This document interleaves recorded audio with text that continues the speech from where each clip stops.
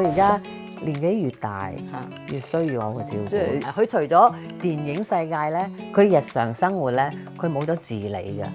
佢乜嘢都係需要身邊，即係我啦。佢同工人講嘢，佢都要通過我去講嘅。係咩？係啊。點樣啊？因為佢覺得唔好意思咁樣同工人講咯，佢叫我去講咯。喂，燈膽壞咗，燈膽壞咗，你咪去換咯。唔識換你咪打電話叫人哋換咯。佢劉嘉玲嘅喎，劉嘉玲燈膽壞咗咁樣。你哋兩個人咧，一個係 E 人，你知道 E 咧嚇，一個 I 人。其實我係 I 人，你邊度係 I 人？我查咗我係 I 人名，大家都睇到我好表面嘅一個我，真正嘅一個我咧係 I 人嚟嘅，係準確㗎。係咩？我覺得到而家，我諗我哋38年、40年嚟緊。咁我覺得係愛啊！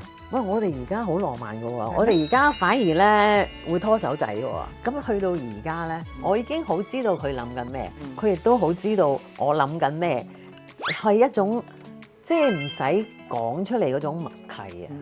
哇！我覺得而家呢個關係係多謝上天係俾我收翻嚟嘅。譬如佢去宣傳歐洲 New York 嗰啲，佢會好煩躁，自然覺得有 jet lag 啦。我點解要做咁多啊？